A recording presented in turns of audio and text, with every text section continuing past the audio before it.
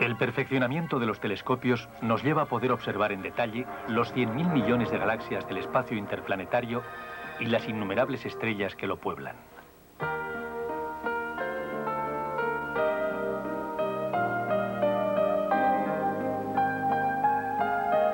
Sin ir más lejos, nuestro propio universo interior y su gran actividad puede verse valiéndonos de los últimos métodos: las microcámaras, el microscopio de alta resolución y el microscopio electrónico, que es capaz de presentar imágenes tridimensionales de un mundo que mide menos de una 10.000ª de milímetro.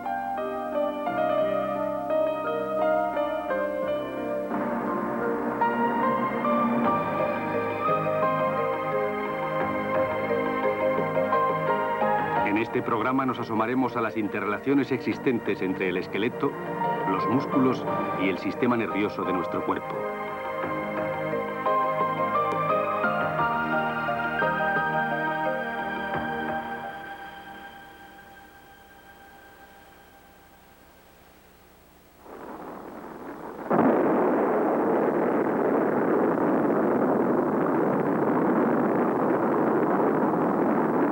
En noviembre de 1973, el laboratorio espacial Skylab 3 de los Estados Unidos se puso en órbita. Aquí se iniciaron los experimentos del hombre en el espacio. Fue la continuación del proyecto Apolo que llevó al hombre a la Luna. A bordo de la nave iban 3 astronautas. Girando alrededor de la Tierra, desarrollaron costosos experimentos con nuevos materiales y avanzadas técnicas biológicas. La investigación en medicina espacial también formaba parte de su labor y los astronautas eran los sujetos de sus experimentos. Las condiciones ambientales de una nave espacial son muy distintas a las de la Tierra. Quizá lo más importante sea la ausencia de fuerza gravitatoria. Esto produce el llamado estado de ingravidez. ¿Qué efecto tendrá la ingravidez sobre el cuerpo humano? ¿Será contraproducente el ejercicio físico? Los experimentos destinados a contestar a este tipo de preguntas eran el trabajo rutinario de los astronautas en el espacio.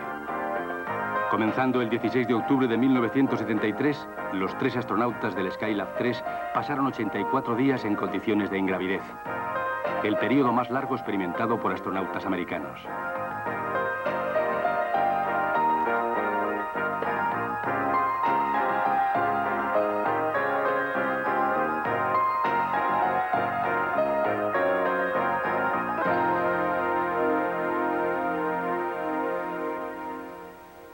Estos son los 3 astronautas que viajaron a bordo del Skylab 3. Gerald Carr era el capitán de la nave.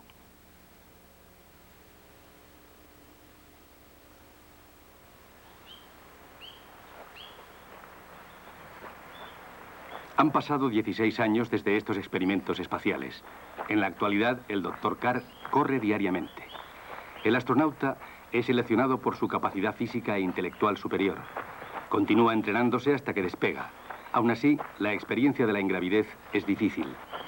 Como consecuencia de su estancia en el espacio, el Dr. Carr tomó la firme decisión de hacer ejercicio diario y la ha cumplido.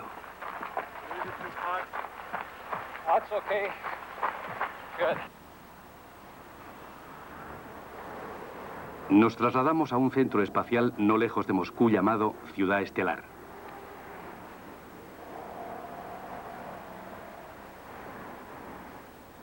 En 1982, la Unión Soviética batió un récord manteniendo en el espacio a 2 cosmonautas durante un periodo de 211 días. Casi el triple de lo logrado por Estados Unidos. Uno de ellos era el lugarteniente de las Fuerzas Aéreas A. Berezovoy.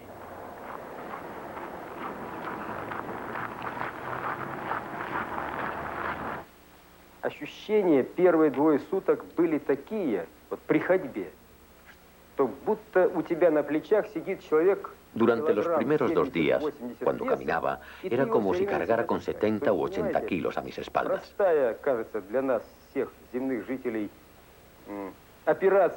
Me costaba mucho andar, algo que cualquier habitante de la Tierra encuentra de lo más sencillo. La primera noche después del regreso, cada uno teníamos a un médico sentado a la cabecera de nuestra cama. Los médicos estuvieron despiertos toda la noche observándonos. Por la mañana recuerdo que el que me acompañaba dijo: esta noche estuvo muy inquieto, continuó. No paraba de moverse y dar vueltas. Yo respondí, no podía aguantar en una misma postura más que unos minutos. Era de lo más incómodo, así que necesitaba cambiar de postura. ¿Qué cambios físicos sufrieron los dos hombres durante su estancia en el espacio?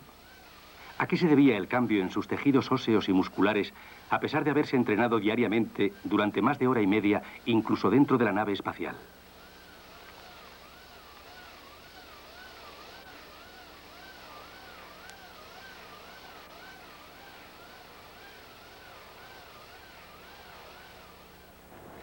Empezamos el día levantándonos de la cama. Nuestro cuerpo permanece en constante movimiento hasta que por la noche nos acostamos. Si consideramos que hasta en la cama giramos y nos movemos, puede decirse que nuestro cuerpo jamás está totalmente quieto. Siempre hay movimiento, aunque sea muy leve cuando dormimos. Cualquier actividad humana, ya sea una profesión, un deporte, creación artística o de investigación científica, requiere un movimiento. El movimiento físico es una de las alegrías de la vida. Puede constituir un gran placer y el podernos mover enriquece nuestra vida. Las limitaciones al movimiento, o la incapacidad para podernos mover, suponen siempre una grave merma en la salud. El movimiento del cuerpo, a un nivel básico, consiste en la sutil interacción de nervios, músculos y huesos. Vamos a explorar el maravilloso mecanismo interior que nos permite mover. Si el hombre hubiera sido un animal de 4 patas, le habría costado soportar su cerebro. El hombre fue capaz de desarrollar un cerebro masivo porque consiguió ponerse de pie.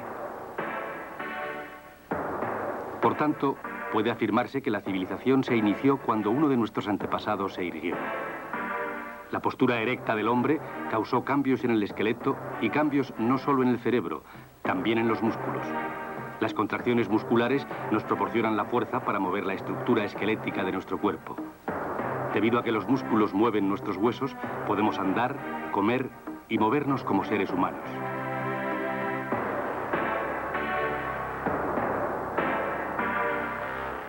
El esqueleto de un cuerpo adulto está formado por 206 huesos. Esto incluye huesos como los de las piernas, brazos y dedos, que tienen mucho que ver con el movimiento del cuerpo, y también huesos como las costillas y los huesos del cráneo, que protegen nuestros órganos internos y nuestro cerebro.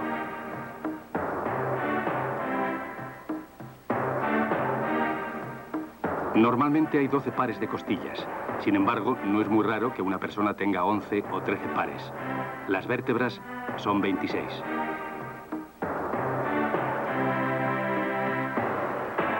Las diferencias de esqueleto entre los sexos son más pronunciadas en el cinturón pélvico. La mujer es quien engendra a los hijos y necesita un cinturón pélvico más grande que el del hombre. Todos estos huesos, 206 en total, componen el esqueleto humano.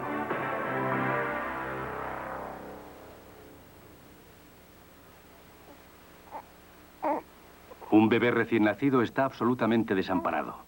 Su cabeza pesa mucho y no puede levantarla. Los músculos y huesos aún no están suficientemente desarrollados. Los huesos de su cráneo tampoco son muy duros. Un bebé tiene más huesos que un adulto. A diferencia de los 206 del adulto, el bebé tiene un 50% más, unos 350. Cuando crecen los huesos, muchos se acaban uniendo para dar lugar a otros más sólidos. Los huesos acaban de desarrollarse antes de cumplir los 20 años, cuando el cuerpo termina su desarrollo.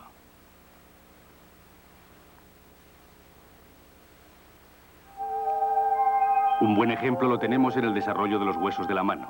Esta imagen muestra la mano de un niño de 6 meses.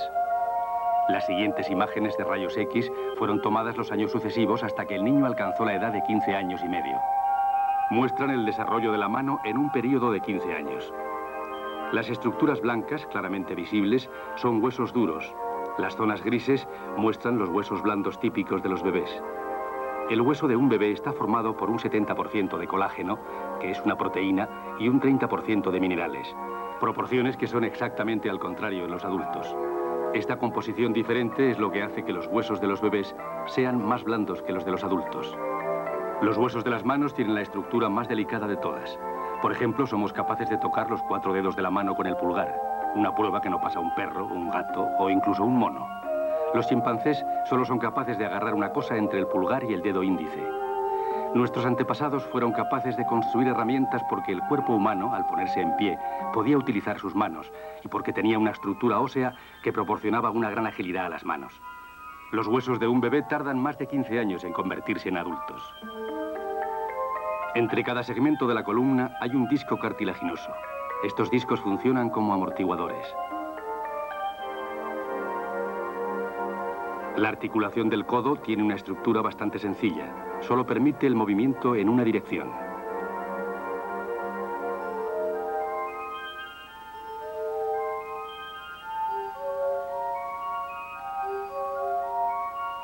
Esta es una zona que requiere fuerza motora y flexibilidad.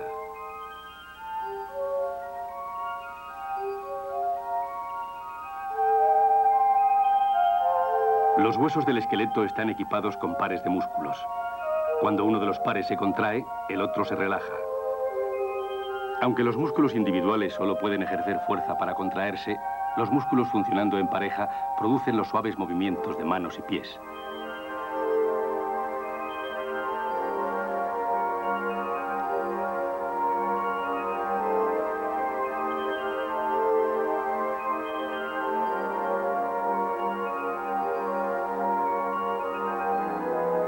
La gente camina, lleva peso, ríe, se abraza.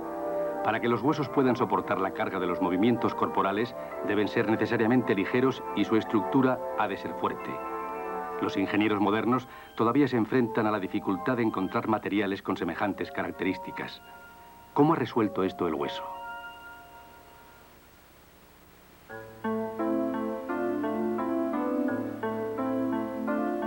¿Qué presión pueden aguantar los huesos del pie? Esta bailarina pesa unos 50 kilos. No basta con que los huesos de sus pies puedan aguantar este peso. Sus pies soportan una sacudida cada vez que toca el suelo después de saltar. Cuando se pone de puntillas, sus dedos deben resistir todo el peso.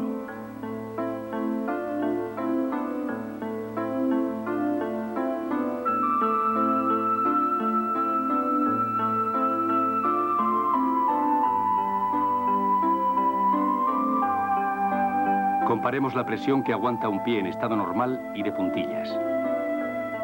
Este método muestra la presión aplicada en una zona valiéndose de puntos rojos.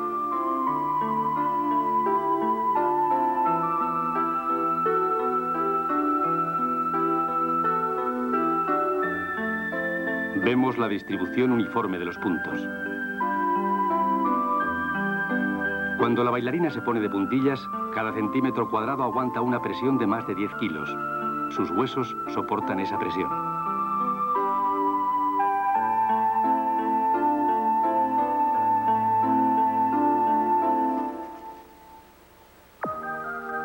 El 30% del hueso está compuesto de una proteína llamada colágeno y el 70% de minerales. La porción de mineral consiste principalmente en calcio.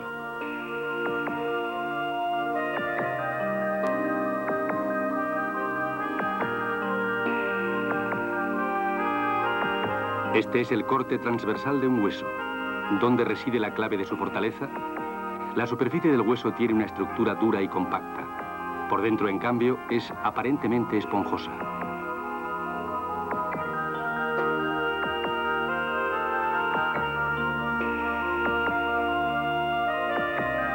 A través de los rayos X, el material esponjoso tiene una cierta dirección estructural. Al aplicar una presión a un objeto con este equipo, puede verse cómo se distribuye a través de variaciones de color.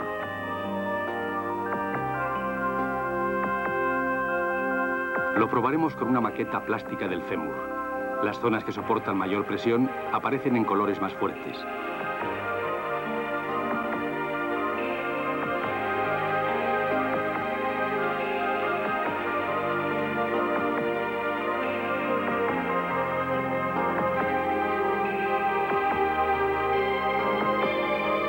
La dirección que vemos en la formación esponjosa del hueso puede considerarse como la estructura que soporta la presión.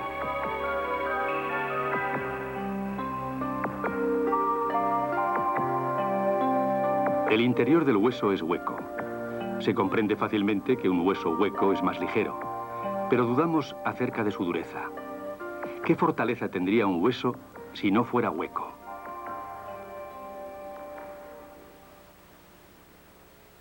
Experimentamos aplicando igual cantidad de presión en una barra y en una cañería de acero para comprobar cuál se rompe antes.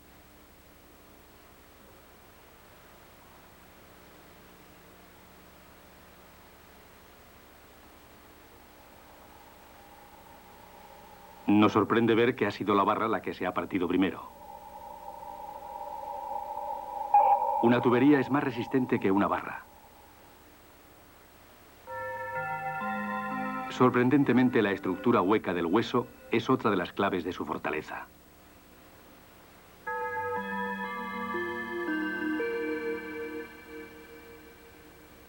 Vemos un hueso aumentado bajo el microscopio. La masa está formada por minerales y debido a su composición parece estar muerto, pero los tejidos óseos siguen vivos. El hueso, al igual que los demás, está compuesto por células. Los agujeros que se aprecian en el centro de cada conjunto de círculos concéntricos, igual que los anillos de crecimiento de un árbol, son cortes transversales de capilares sanguíneos. La sangre atraviesa el hueso y arrastra oxígeno y materia nutritiva. La estructura de capas alrededor de los capilares es el lugar donde se almacena el calcio y demás minerales entre una red de colágeno. El colágeno otorga al hueso flexibilidad, mientras que los minerales le dotan de fuerza. Vamos a verlo con mayor aumento. Pueden apreciarse puntos negros con proyecciones diminutas. Cada uno de esos puntos negros es una célula ósea. Si observamos con atención, las células óseas están situadas bordeando los anillos de crecimiento concéntricos dentro del hueso. Las células óseas trabajan incesantemente para producir colágeno, para impregnar la red colágena de minerales y para mantener al hueso fuerte y resistente.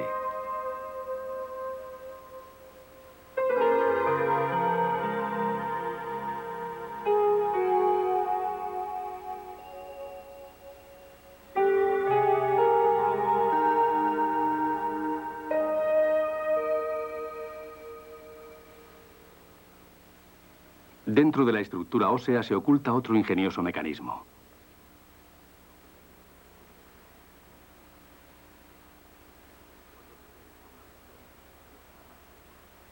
Cuando se realiza una presión, empiezan a aparecer colores. Presten especial atención al extremo de la mandíbula.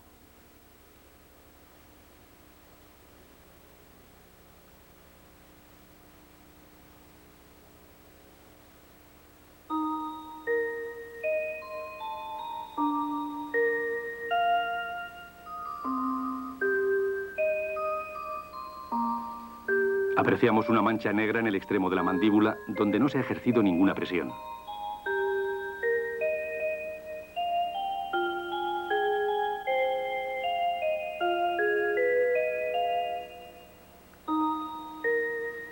Cuando observamos esta zona en un cráneo de verdad, podemos ver aquí un pequeño agujero. El agujero sirve como pasadizo para los vasos sanguíneos y los nervios.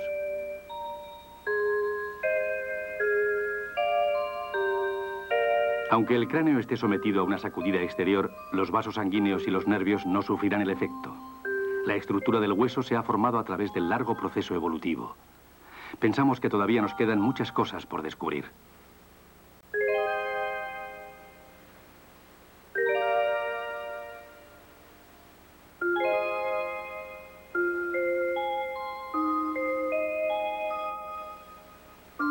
La contracción muscular es la responsable de los suaves movimientos del esqueleto.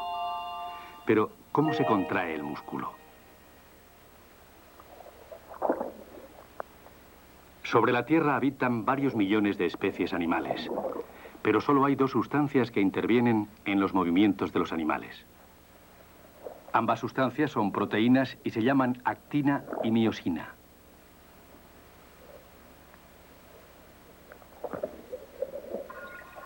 Esta criatura es una forma de vida acuática que solo se observa bajo el microscopio. Vean cómo se estira y se contrae al alimentarse. La actina y la miosina son las responsables de su movimiento.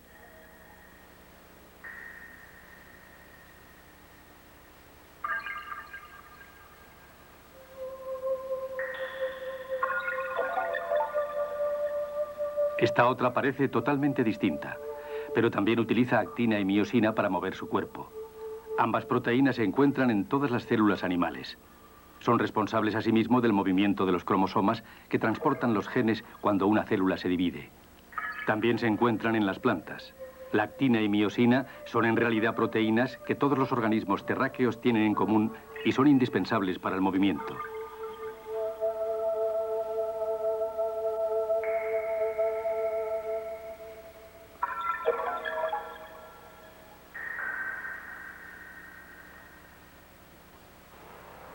La actina y la miosina también juegan un papel en las contracciones del músculo humano. El cuerpo humano, sumamente evolucionado, posee músculos de estructura compleja que pueden clasificarse en 3 tipos básicos. Primero existe el músculo de las vísceras llamado músculo liso. También está el músculo cardíaco de este órgano que trabaja incesantemente para nosotros. El músculo del corazón tiene una estructura bien diferenciada. Esta es una célula individual del músculo cardíaco. Incluso aislada, es capaz de contraerse rítmicamente. Aunque pertenece a un músculo de los asociados a vísceras, tiene estructura estriada. Esta naturaleza estriada es común a la del músculo esquelético, la tercera clase de músculos que se encuentran, por ejemplo, en brazos y piernas. El músculo del corazón es un músculo intermedio entre la musculatura lisa y la estriada esquelética. El músculo esquelético es el tercer tipo de músculo. Estas son las estrías que pueden verse cuando las células del músculo esquelético se aumentan 1000 veces.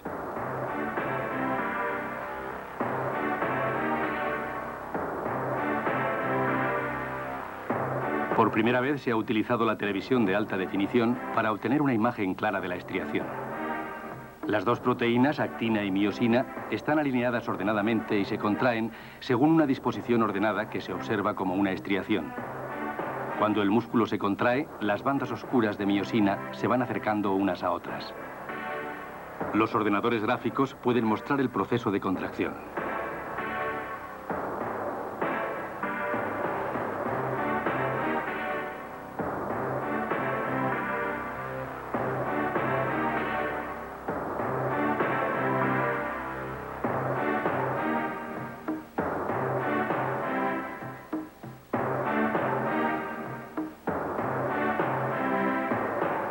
En los extremos del músculo hay tendones que sujetan el músculo al hueso. El músculo está compuesto de fibras gruesas. Las fibras gruesas, a su vez, de ramilletes de fibras finas. Esta fibra fina de actina y miosina. Cuando la miosina se cuela en los filamentos de la actina, entonces se producen contracciones.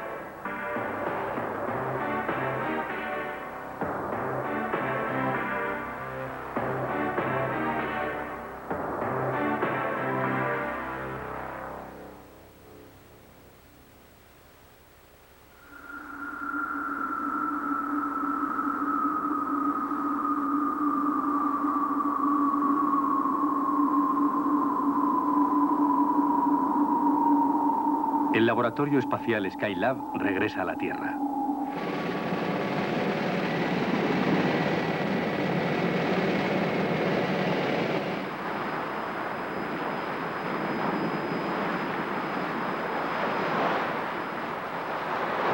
Al salir de la cápsula, los astronautas están algo desorientados. No son capaces de controlar el cuerpo. Para bajar, prefieren el ascensor a la escalera.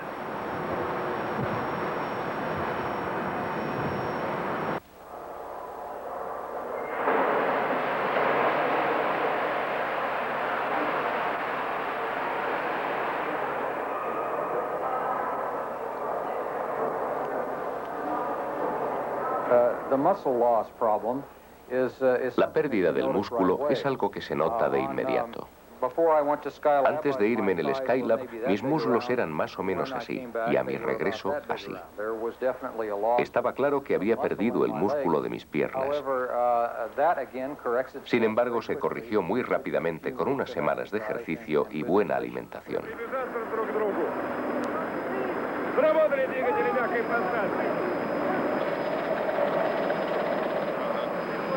Exactamente igual ocurrió a bordo de la nave soviética Soyuz.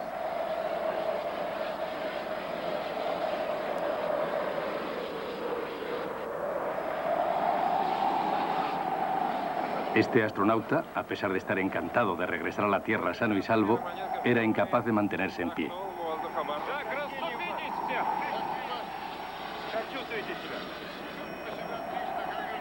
В течение полета мы проводили еженедельный эксперимент, замеряли объем голени. Durante mi estancia en el espacio, me medí los muslos semanalmente. A partir de la segunda o tercera semana en el espacio, empezaron a adelgazar visiblemente. Al final de mi estancia, se habían reducido hasta llegar a ser solo el 30% de lo que eran al comienzo, es decir, 2/3 menos. Esta es la estación de investigación de la NASA situada cerca de San Francisco, en los Estados Unidos. Se ha desarrollado un experimento para simular las condiciones de ingravidez del espacio y para estudiar sus efectos sobre huesos y músculos, acostando a unos sujetos durante una semana.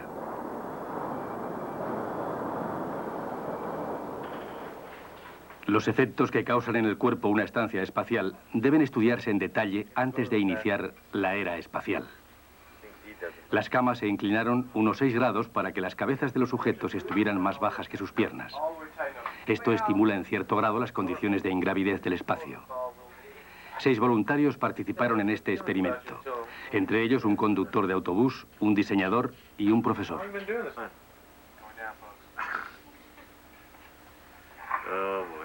El experimento ha comenzado. Lo único que tienen que hacer es tumbarse en la cama, pero esto no es tan cómodo como pueda parecer. Se registraron datos que indicaban los cambios fisiológicos de su cuerpo, como la tensión sanguínea y las ondas del cerebro. Se les trató como pacientes de un hospital. La diferencia fundamental con los pacientes normales es que bajo ningún concepto podían dejar de estar reclinados. No se admitían excepciones.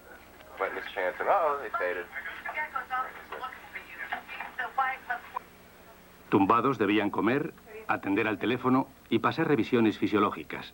Esto último podía resultar bastante pesado.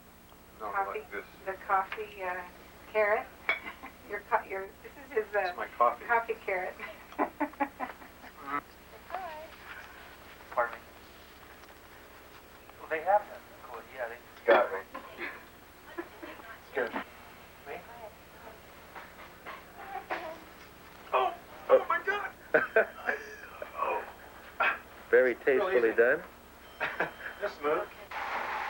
También las duchas estaban instaladas de manera que podían tomarlas tumbados.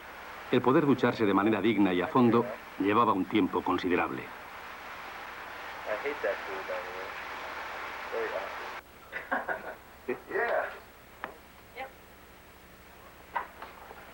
Will he do it? Excellent.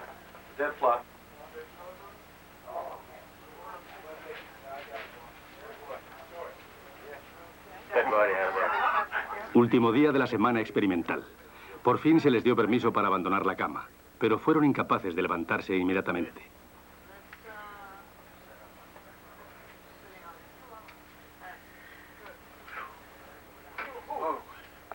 Este hombre está aturdido.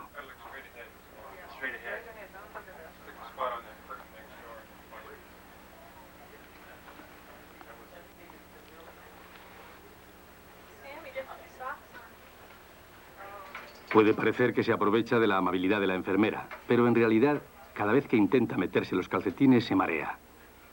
Ha perdido el sentido del equilibrio.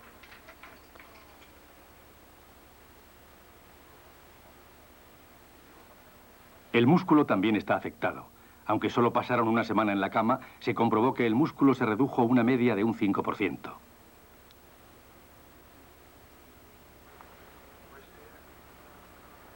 El experimento solo duró 7 días, pero los efectos sobre el cuerpo fueron sorprendentemente graves.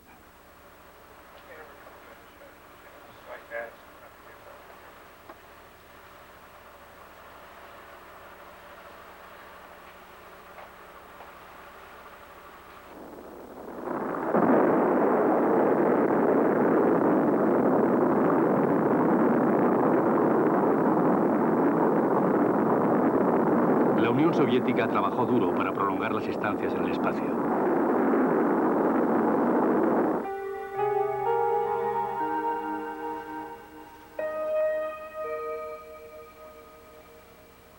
En 1984, 3 cosmonautas se pasaron 8 meses en órbita a bordo de la estación científica Salyut.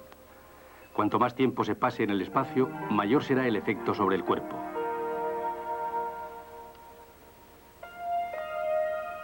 Experimentos similares a los de la NASA se han llevado a cabo también en el Instituto de Investigación Médica de Moscú. Aquí el periodo experimental es de 365 días, un año. 10 hombres voluntarios participaron en el experimento. Se les dividió en dos grupos. El primero ejercitaba sus músculos 2 horas diarias en una posición reclinada. El objetivo de la investigación era ver hasta qué punto los efectos de la ingravidez podían contrarrestarse mediante el ejercicio. A este grupo se le suministró también medicación para reducir la atrofia y ver la eficacia de este tratamiento.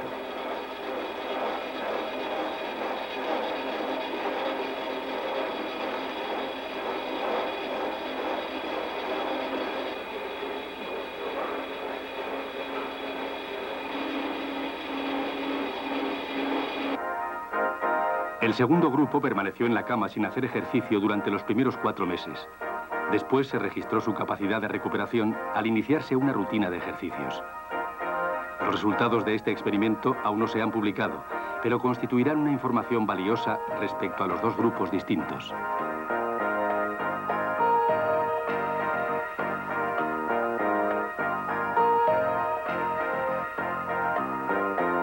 El último día del año de experimento ha llegado a su fin. Ha sido un año muy largo. ¿Serán capaces de ponerse en pie?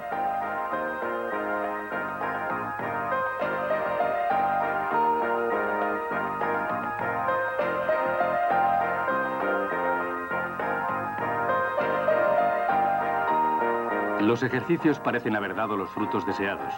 Los héroes han vuelto a ponerse en pie después de una larga temporada en la cama.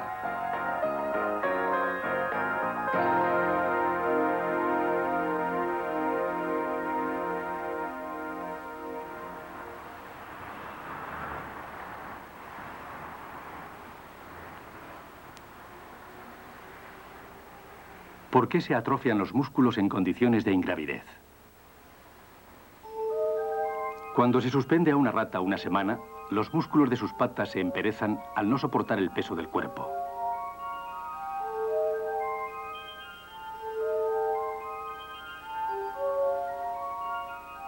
La estructura rayada a la izquierda de la pantalla es una célula muscular. La masa del centro es una célula nerviosa. Cuando la célula nerviosa envía una proyección hacia la célula muscular, las células nerviosas y musculares acaban entrando en contacto y se sujetan firmemente la una a la otra.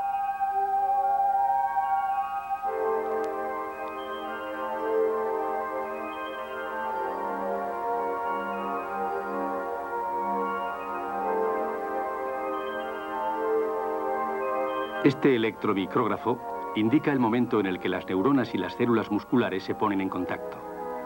La neurona ha penetrado en la célula muscular. Lo cierto es que la célula muscular solo se contraerá cuando reciba un estímulo que llega de la neurona.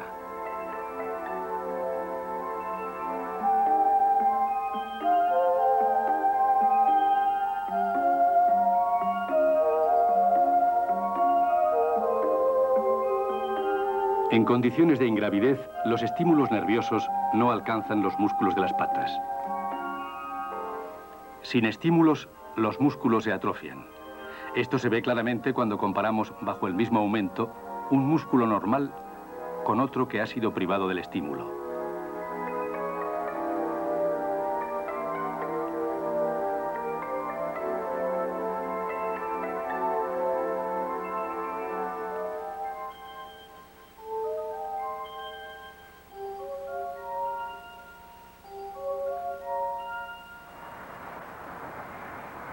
Al parecer, la funcionalidad del músculo puede mantenerse solo en presencia de un nivel apropiado del estímulo.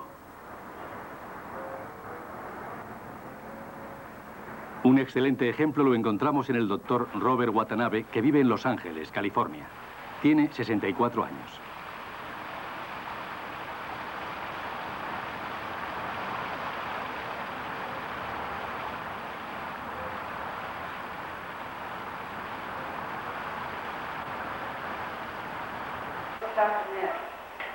El doctor Watanabe es un cirujano ortopédico en activo. Realiza 2 o 3 operaciones todas las mañanas de lunes a viernes. Las operaciones son difíciles y a veces alguna dura hasta varias horas. Por la tarde va a visitar a sus pacientes ingresados y recibe a otros en la consulta. Por la noche dirige una empresa que comercializa equipo quirúrgico diseñado por él mismo. Así pues, el doctor Watanabe se pasa el día trabajando. Tiene además otra faceta.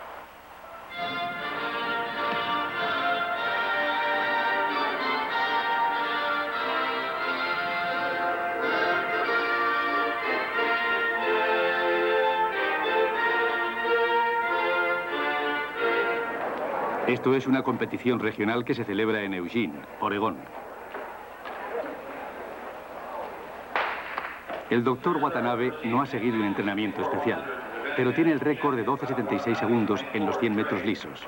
Es un candidato prometedor para la medalla de oro.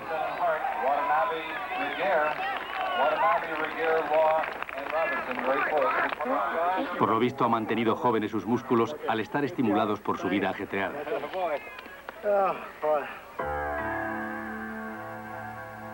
Huesos sólidos, pero todavía flexibles. Músculos fuertes. Nervios que continúan desarrollando un nivel apropiado de estímulo. Estos tres elementos combinados son los que mantienen los movimientos del cuerpo humano.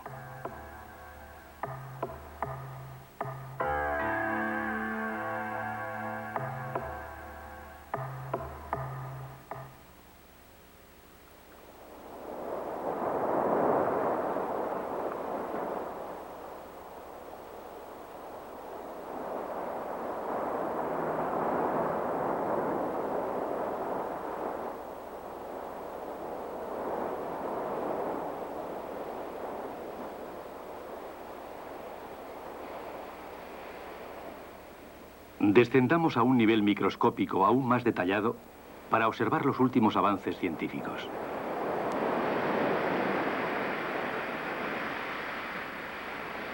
El calcio contenido dentro del hueso es un mineral importante, indispensable para la actividad vital.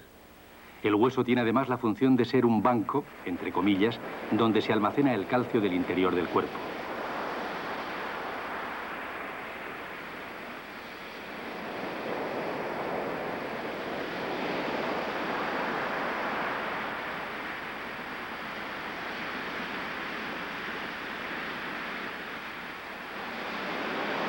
El plancton también almacena calcio.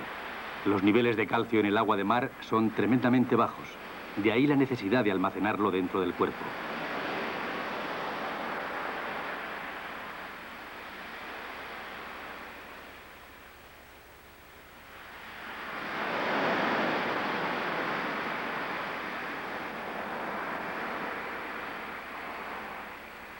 Puede que el hueso se desarrollara como órgano de almacén de calcio y luego evolucionara en el esqueleto que sostiene el cuerpo.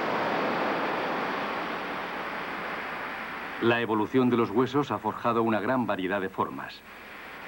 Estos son los huesos del cráneo que protegen el gran cerebro blando de sacudidas y golpes. El hombre es el único animal capaz de mover sus piernas con facilidad hacia los lados y también de delante hacia atrás. Su peculiar hueso de la cadera así lo permite. El calcio, principal componente del hueso, también juega un papel de importancia incomparable dentro de cada uno de los 60 trillones de células que componen el cuerpo humano. En el momento de la fecundación se produce un flujo de iones cálcicos. Esto desencadena una serie de reacciones enzimáticas que hacen al huevo impermeable a otros espermatozoides.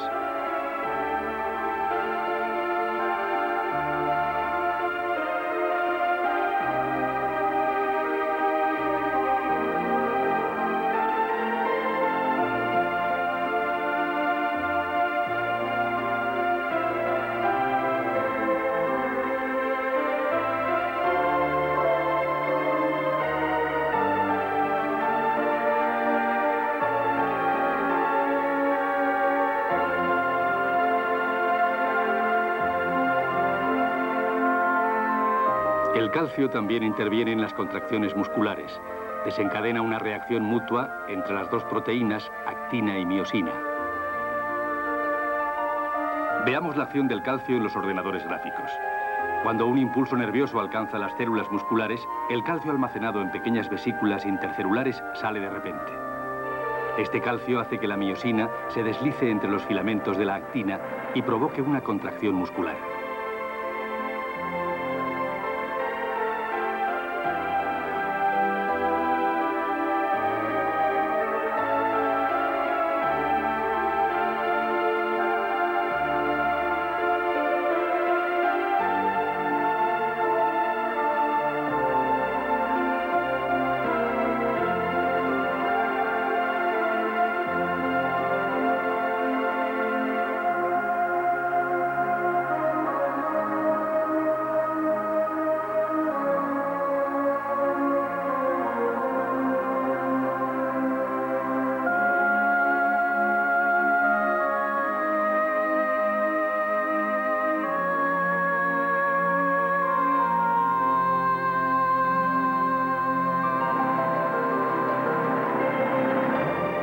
La actina y la miosina son proteínas que se encuentran en todos los seres vivos de la Tierra. El que las contracciones las provoque el calcio también es muy común. En consecuencia, son las mismas sustancias las que han producido una tremenda variedad y complejidad de movimientos en los seres vivos.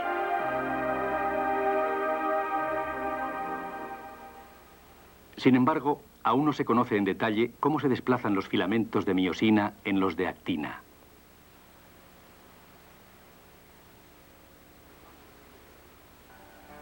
El profesor Toshio Yanashida, de la Universidad de Osaka, refutó completamente en 1980 el mecanismo comúnmente aceptado de que los filamentos se deslizaban unos sobre otros.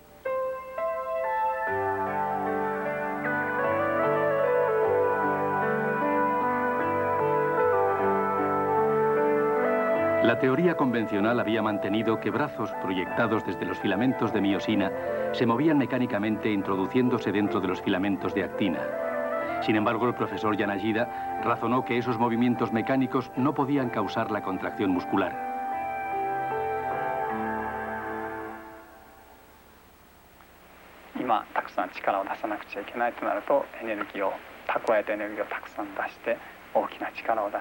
El músculo se contrae de tal manera que ajusta sus contracciones a las necesidades del momento. El deslizamiento de los filamentos no puede ser solo mecánico, sino que debe producirse por algún tipo de reacción entre las dos proteínas. En algún sentido, las proteínas están dotadas de cierta cualidad que podríamos llamar inteligencia. Esta teoría está más en conjunción con los datos experimentales que manejamos hoy. El doctor Hale Huxley, de los Estados Unidos, una de las primeras autoridades mundiales que realiza investigaciones sobre las contracciones musculares, está de acuerdo con la teoría del profesor Yanashida.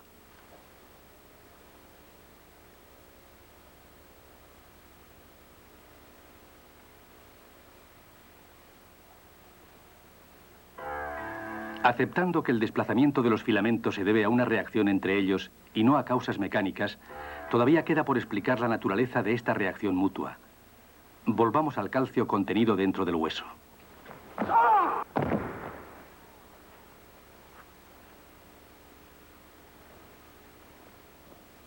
Yasuhiro Yamashita, medalla de oro en los Juegos Olímpicos de Los Ángeles, sufrió una fractura en la pierna por encima del tobillo durante un combate. Hasta un hueso fuerte y elástico puede fracturarse fácilmente.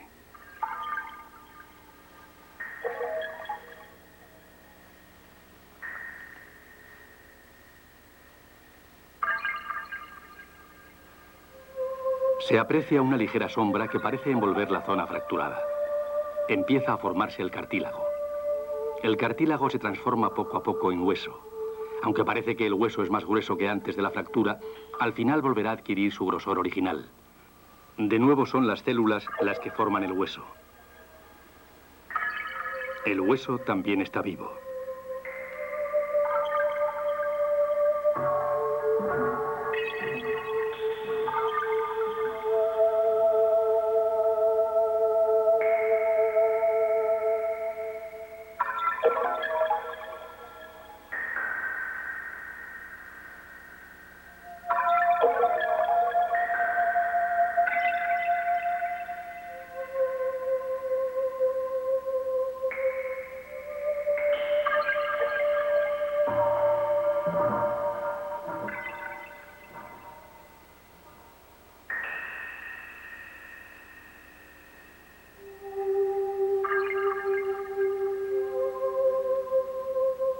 Las células óseas no solo están activas cuando tienen que reparar una fractura, están siempre en continua actividad. Observemos la actividad de las células óseas bajo el microscopio. La gran célula del centro es el osteoclasto. Se ocupa de destruir zonas viejas o dañadas de los huesos. Cuando éstas se han eliminado, otras células, llamadas osteoblastos, se ocupan de generar nuevo tejido óseo. Así que tenemos células que destruyen hueso y otras que lo construyen. Si el hueso degenera a mayor velocidad de la que se forma, es frágil y se rompe con facilidad. Para conservar el hueso en un estado saludable, es crucial el equilibrio en la actividad de estos dos tipos de células.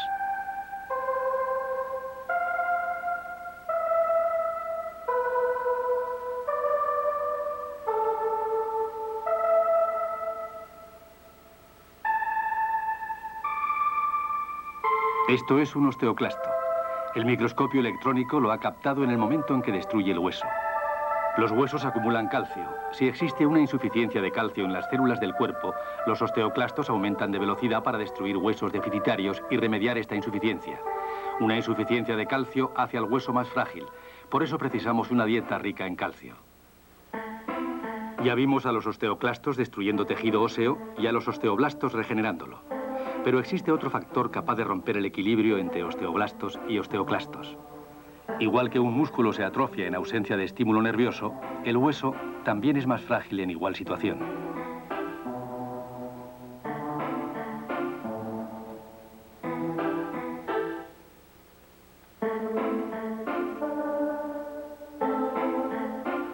El hueso, en ausencia de estímulo, se convertirá pronto en una concha y será tan quebradizo que podrá fracturarse con la menor presión.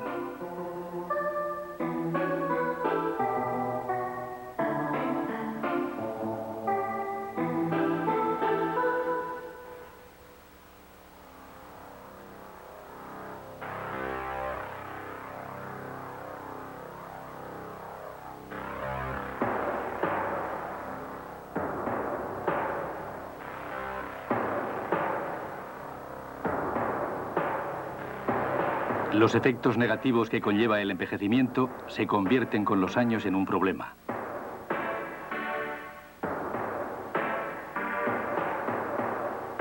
Cuando el cuerpo envejece, los huesos son más quebradizos y los músculos también se debilitan.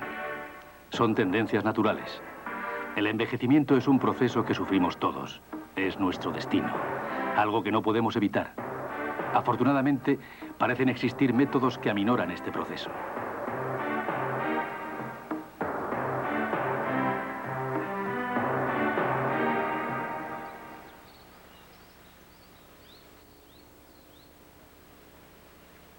El Dr. Carr, que se pasó 84 días en el espacio a bordo del Skylab 3 hace 16 años, también experimentó efectos secundarios a la falta de gravitación que se tradujeron en una reducción de los niveles de calcio en sus huesos.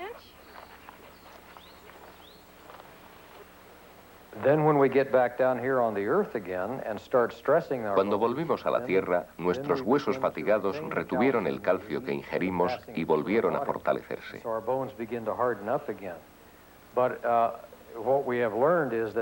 Comprobamos que el proceso es mucho más lento que el de normalización de los sistemas circulatorio y muscular, que se corrigen más rápidamente. Al parecer, el calcio requiere mucho más tiempo. Lo que preocupa a los médicos es que quizá la pérdida de calcio en los huesos sea en parte irreversible. Es preciso investigar aún más para averiguar si esto constituye o no un problema real. La explicación de que los astronautas perdieran masa muscular en condiciones de ingravidez es la misma ausencia de gravedad, es decir, la ausencia de estímulo nervioso. Nuestros músculos están en acción permanente porque además de los movimientos que hacemos normalmente, tenemos que luchar contra la gravedad. De otra forma nos caeríamos. Si nos paramos a pensarlo, el hombre moderno lleva un tipo de vida que no es tan distinta de la que lleva un astronauta. Por ejemplo, nos hemos acostumbrado a la comodidad del automóvil y cada vez andamos menos. El trabajo doméstico necesario también se ha reducido y lo mismo pasa con muchas profesiones. ¿No estaremos sufriendo una pérdida crónica de ejercicio? Al disfrutar de una vida cómoda, quizás estemos debilitando paulatinamente los huesos y los músculos. Necesitamos mover nuestros cuerpos mucho más. Ya hemos visto que la vida en la cama puede tener importantes consecuencias inesperadas para el cuerpo. Esta constatación debería ser una advertencia importante para cambiar nuestro sedentario estilo de vida. Realizar ejercicio es muy importante para mantener un buen estado de salud, sobre todo en las sociedades urbanas que tienden a ser muy sedentarias. Practicar un ejercicio adecuado a la edad es especialmente importante en la gente mayor, dado que tienen tendencia a que los huesos se vuelvan frágiles, y la mejor forma de prevenirlo es andar o realizar algún otro tipo de ejercicio. Además, no hay duda que hacer ejercicio no es solo conveniente desde un punto de vista físico, sino también psicológico. Es muy frecuente que después de hacer uno ejercicio físico, una persona está no solamente mejor, sino que se encuentra mejor.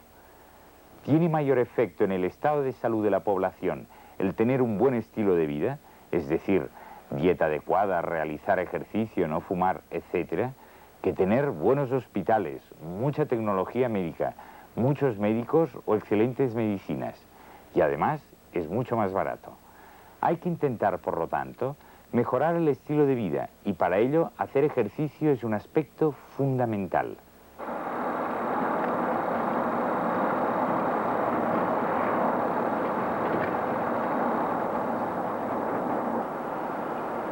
El lugarteniente de las Fuerzas Aéreas Beresovoy se prepara para otra estancia en el espacio. Мы бегали на бегущей дорожке, тренировались на велоэргометре, тренировались с различными эспандерами. A pesar de que hacía ejercicio 2 horas al día cuando estaba en el espacio, andando en la cinta y pedaleando, entre otras cosas, sentía que mis músculos y huesos se atrofiaban.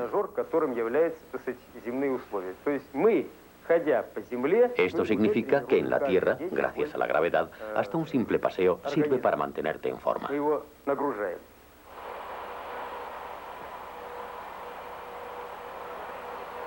En la Tierra hay gravedad, y debido a ello tenemos un peso.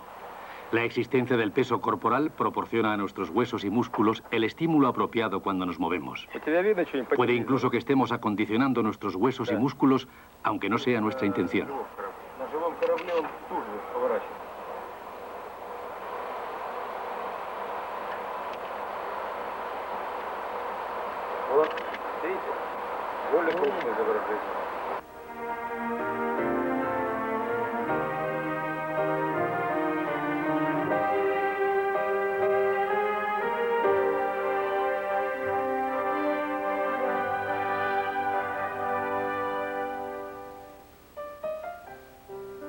Nuestro cuerpo ha nacido en las condiciones de un planeta llamado Tierra y posee una estructura y unas funciones que se adaptan a la vida de este planeta.